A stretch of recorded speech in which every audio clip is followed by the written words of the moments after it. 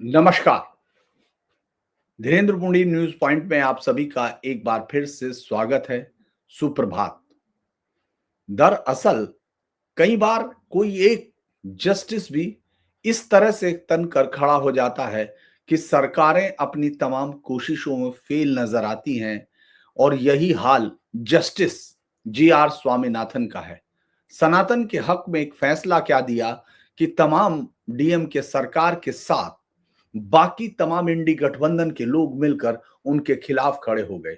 सिर्फ यही नहीं कि सिर्फ वो खिलाफ हो, वो तमाम सीनियर वकील जो दिल्ली से लेकर देश के तमाम हिस्सों में जाकर सनातन के खिलाफ भी कई बार खड़े होते हैं या किसी के भी खिलाफ खड़े होते हैं, तो वो आरोप लगाने में इस तरह के आरोप लगाने से गुरेज नहीं करते जिससे कि उस जस्टिस के पूरे कैरियर को धुंधला किया जा सके। कुछ ऐसा ही हुआ। सीनियर एडवोकेट विकास सिंह जो सुप्रीम कोर्ट बार एसोसिएशन का पूर्व अध्यक्ष है और वर्तमान में तमिलनाडु की डीएम के सरकार के लिए ये जो कार्तिकेय दीपम यानी जो थिरुपुरनकुंद्रम मामले में पेश हो रहे हैं, उन्होंने भी कुछ ऐसा ही किया। उन्होंने एक तीखा हमला बोला था कल जज के ऊपर, जब हम लोग बात कर रहे थे 16 तारीख को थिरुपुरनकुंद्रम पर जो डीबी के सामने बेंच पर बहस हो रही थी, डिवीजन बेंच पे, तो उसमें जस्टिस स्वामीनाथन पर कहा कि जस्टिस स्वामीनाथन ने धार्मिक अधिकार बना दिया है वो जिसका कभी कोई अस्तित्व नहीं था। ये न्यायिक अतिरेक है, यानी जुडिशियल एक्टिविज्म है। ये दावा करते हुए उन्होंने कहा कि याचिकाकर्ता जो था उसने सिर्फ केवल मंदिर प्रबंधन से दीप जलाने की मांग की थी, लेकिन जस्टिस ने तो अतिरिक्त दीप जलाने का निर्देश दे दिया, यानी वो दीपाथून पर दीप जलाने का, ये याचिका में था ही नहीं। उन्होंने अपने आरोपों को विस्तार देते हुए तुरंत कहा कि भाई विकास सिंह ने कहा कि भाई ये जो जज है सिविल कोर्ट ने 1920 का जो फैसला था, यानी जो प्रीवी काउंसिल का दिया हुआ फैसला, मैं आज उसको भी आपको बताऊंगा, उसकी गलत व्याख्या कर दी। दीपाथून तो दरगाह की संपत्ति है और जज ने बिना सबूत के इसे मंदिर बना दिया। यह संवैधानिक आचरण के विरुद्ध है। यानी पूरी तरह वक्फ को ये दे दिया गया है। ये दिखाने की कोशिश की माफ कीजिएगा वकील विकास सिंह ने। ये कोशिश किस तरह की होगी आप सोचिए कि सनातन के प्रति घृणा कितनी ज्यादा है डीएम के सरकार के अंदर। ये ठूस ठूस के भरी हुई है, ये एक के बाद एक दिख रहा है। यानी दीपाथून जिसका कोई जिक्र आज तक कभी वक्फ संपत्ति के तौर पर नहीं हुआ है, उसको दे दिया। और अभी तक जो दरगाह ये फैसले में साथ थी, जो ये मान रही थी कि उसको किसी दीप से कोई आपत्ति नहीं, अचानक वो सरकार के दबाव में आती है और पहली बार वो ये कहती है कि ये संपत्ति जो है वक्फ की है, यानी ये दीपाथून भी वक्त का है, क्योंकि इसको पूरी सरकार सह दे रही है। ये बहुत खतरनाक बात है। अभी राजनीतिक पूर्वाग्रह का जो आरोप विकास सिंह ने लगाया, उन्होंने कहा ये सबसे बड़ा आरोप जो लगाया, वो कहा कि आरएसएस से जुड़ाव है। यानी जस्टिस स्वामीनाथन जो है, जी.आर. स्वामीनाथन, वो आरएसएस से जुड़े हुए हैं। और ये इतना ही आरोप नहीं है, आरोप ये है कि ये फैसला बीजेपी की विचारधारा से प्रेरित लगता है। जज चुनाव लड़ने की महत्वाकांक्षा रखते हैं। और ये जो बयान है, अगर आप इसको गौर करेंगे तो ये इम्पीचमेंट मोशंस जो 107 जो इंडी गठबंधन के जो सांसद थे, उन्होंने जज पर विशेष राजनीतिक विचारधारा से प्रभावित होने का आरोप लगाया था। ये दोनों चीजें एकदम मिलकर दिख रही हैं। विकास सिंह अपने आरोपों की जो रैली थी उसमें एक और नाम जोड़ रहे थे कि इस आदेश से जो है ये हुआ है कि साहब देश भर में धारणा बन गई कि तमिलनाडु सरकार हिंदुओं के खिलाफ है, जबकि इसके रहस्य अगर और खुलेंगे तो ये धारणा नहीं, ये हकीकत सबके सामने आएगी। उन्होंने कहा कि राज्य को नए इंफ्रास्ट्रक्चर बनाने का निर्देश देना चाहिए था, ना कि दरगाह के स्टेप्स का इस्तेमाल। कानून व्यवस्था का भी बहाना बनाया। उसने कहा कि पुलिस को अंतिम फैसला लेने का अधिकार है यदि तनाव की आकांक्षा हो। तो वैसे तो इस देश में ये बात कई बार वकीलों पर आती है कि जब वो सबूत देने पर आते हैं तो वो अपनी तरफ से, हालांकि वो ये कोशिश करते हैं कि हम इनकी तरफ से कह रहे हैं, लेकिन वो अपनी तरफ से कई चीजें इस तरह कहती है जिनका कोई अस्तित्व नहीं होता। जैसे इसमें उन पर राजनीतिक आरोप, ये बिना सबूत का आरोप है और ये व्यक्तिगत आरोप है। ये केवल यहाँ का नहीं, पूरे देश की मीडिया में इसको लेकर बहुत सारी चर्चा हो सकती थी, लेकिन उतनी ही नहीं हुई क्योंकि आपको मालूम है कि मीडिया को किस तरह की काम पे चाहिए।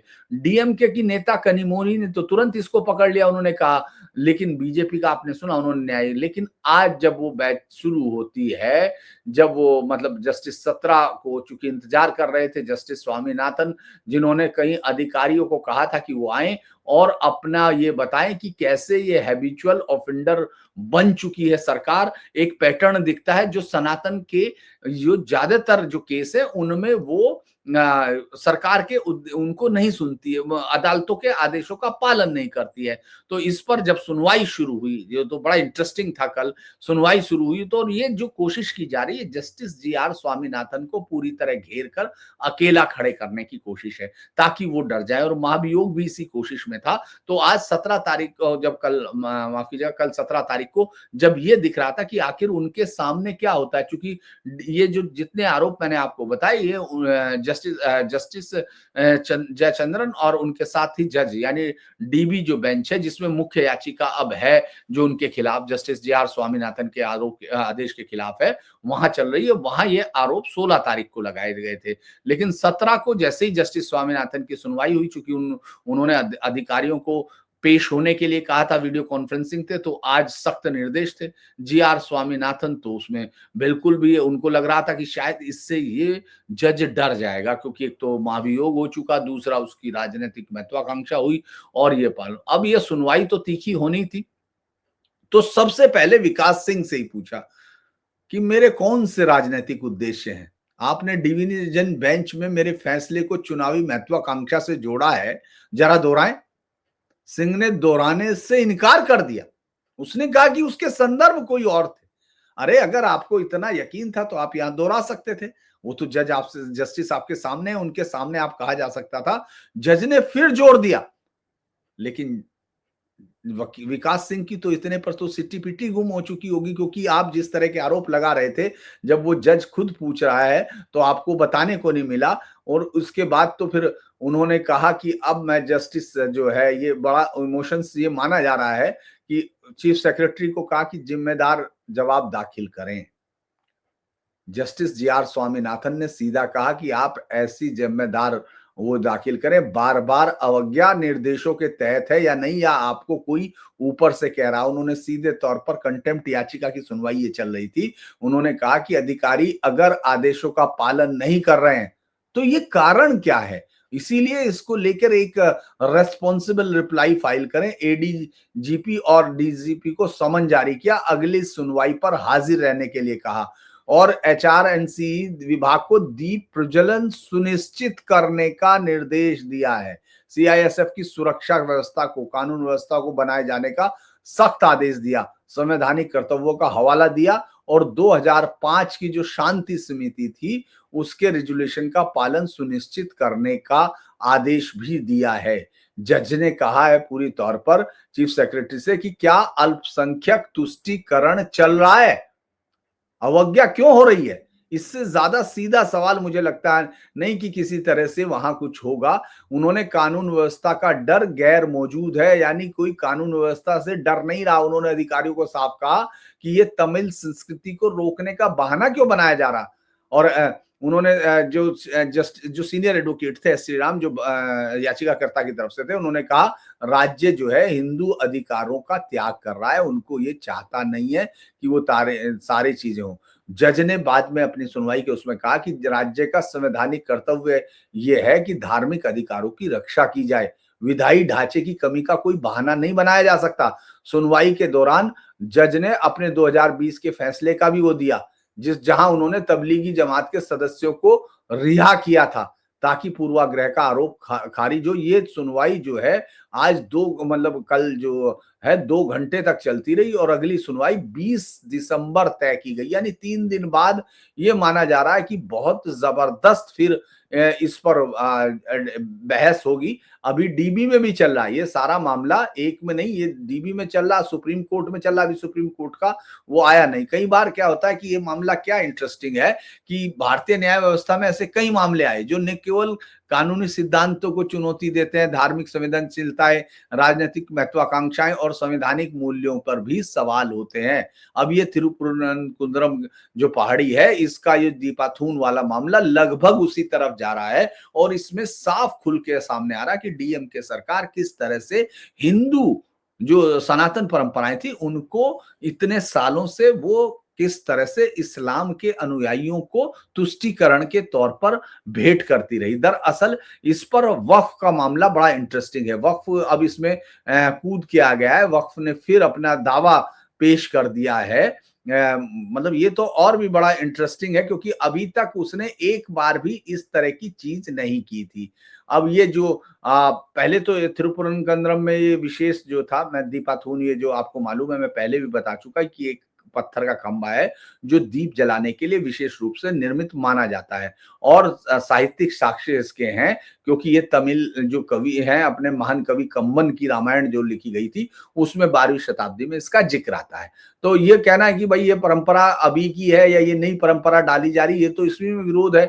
और चूंकि ये दरगाह तो 17वीं शताब्दी से शुरू होती है, मुस्लिम तीर्थयात्री थे, विवाद का केंद्र ये है कि ये दीपाथून अब इसमें आता है या नहीं। चूंकि वक्फ बोर्ड ने अब एक नया दावा पेश किया, उसने कहा, जो तमिल वक्फ बोर्ड है ये राज्य सरकार के अंदर काम करता है, ये भी ध्यान रखिए। उन्होंने कहा कि इन्होंने 1995 के वक्फ एक्ट के तहत इस क्षेत्र को वक्फ संपत्ति घोषित कर दिया है। बोर्ड के दस्तावेजों में कहा गया कि साहब 1920 के फैसले में ये स्पष्ट रूप से उल्लेख है कि हिल की चोटी और उसके सहायक भाग, जिनमें पत्थर का खंभा भी शामिल है, दरगाह की संपत्ति है। अब बोर्ड ने अदालत में दलील दी। ये बोर्ड सरकार के कहने पर आ रहा है, यहाँ ये सीधे तौर पर दिख रहा है। इससे पहले इसको कोई दिक्कत नहीं थी, जब फैसला दिया गया तब भी कोई दिक्कत नहीं थी। बोर्ड ने अदालत में दलील दी कि ये वक्फ बाई यूजर पर आधारित है, यानी वही जो जिसको अब खत्म कर दिया गया है। वक्फ अधिनियम जो नया संशोधन पेश हुआ उसमें यही खेल था कि ये वक्फ बाई यूजर से इस देश की हर संपत्ति को कब्जा कर सकते थे। और ये लंबे समय से, और इसका कारण क्या है कि जो लंबे समय से संपत्ति वक्फ के इस्तेमाल में, वो है या नहीं उसका कोई मतलब नहीं, वो लंबे समय से बस वक्फ के इस्तेमाल में आ रही हो तो वो वक्फ की हो जाती है। इसी तरह से उन्होंने किया। अब उन्होंने, बोर्ड ने कुछ ऐसे सर्वे के दिए और वो मानचित्र दिए जो दिखाते हैं कि दरगाह के स्टेप्स दीपाथून तक जाते हैं। तो जो इसका वक्फ बोर्ड का चेयरमैन है नवाज कानी, उसने कहा कि ये संपत्ति मुस्लिम समुदाय की धार्मिक विरासत है और किसी भी हस्तक्षेप से सांप्रदायिक तनाव बढ़ेगा। ये वो धमकी है जो लगातार पिछले 1400 सालों से हर इंसान को सुननी पड़ रही है, जिसके भी वाजिब हकों पर कभी भी इस्लाम कब्जा करना चाहता है। बोर्ड ने कहा कि साहब ये कोर्ट मॉनिटर्ड मीडिएशन कर दो जहां दोनों पक्ष शांति से लें, लेकिन भाई उसने मना कर दिया भक्तों ने। उसने कहा कि हमको कोई जरूरत नहीं मीडिएशन की। इसीलिए ये 70 से ज्यादा याचिकाओं को वो आपको मालूम है जो इस समय चल रही है वो वक्फ बोर्ड की, वहां तो ये उड़ी जाना है। ये आदेश चूंकि 1 तारीख का था, जिसमें 1 दिसंबर को, जिसमें मंदिर पर पिटीशन दाखिल करके एक भक्त ने कहा था कि दीपाथून पर दीप न जलाने का वो है। 1 दिसंबर को इसमें फैसला दिया था जिसमें ये माना गया था दीपाथून में प्राचीन दीप जलाने की संरचना है।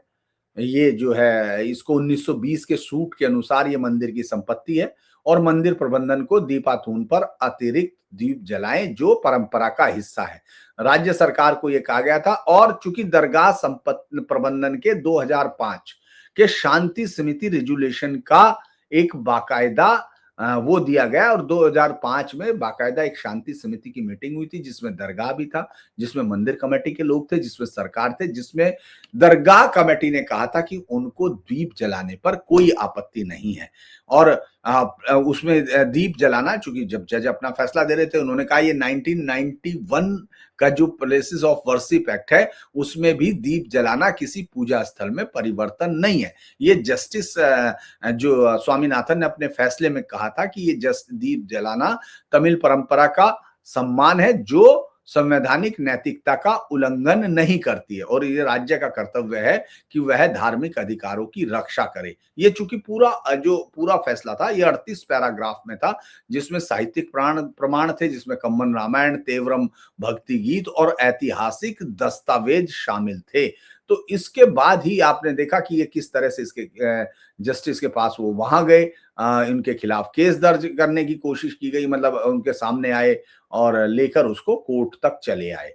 अब अगर हम लोग इस पर देखें कि बार-बार जो आज जो सख्त निर्देश जब दिए, तो उन्होंने सीधे तौर पर कहा था, चूँकि सुप्रीम को वो माफ़ कीजिएगा डीबी ने जो दोहराया था, डबल बेंच जो जे जयचंद्रन और जेके राम और कृष्ण की डिवीजन बेंच थी, ये 4 दिन से उसमें चल रहा था। इसमें अपीलकर्ता सरकार थी, मैं आपको बार-बार थोड़ा-सा उसको बता रहा हूँ ताकि काफ़ी लोगों को, नए लोग होंगे जो पहली बार सुन रहे होंगे, वक्फ बोर्ड है, दरगाह है और मदुरै अधिकारी। उनका कहना था वक्फ बोर्ड की दलील के कि ये जो 1920 के सूट के अनुसार हिल चोटी दरगाह की है, दीपातून दरगाह से जुड़ा हुआ है, मामला मीडिएशन से सुलझ सकता है। यानी वो बीच में वो चाहता था। सरकार ने तो मैंने बता दिया कि ये नई वो गढ़ी है।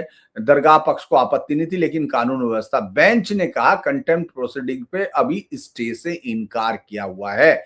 और वो मैं कह रहा था कि उन्होंने नेगोशिएशन किया जा सकता है, लेकिन भक्तों ने मना कर दिया। अब ये और आगे जब उस पर होगा, सुनवाई का इंतजार है, शायद इसमें लंबा समय दे, अभी तक दिया जो तारीख है वो अभी अपडेट में नहीं आई है। तो ये सीधे तौर पर अगर हम ये देखते हैं कि ये इम्पीचमेंट, ये राजनीति, ये पूरी की पूरी अब आगे बढ़ती चली जाएगी।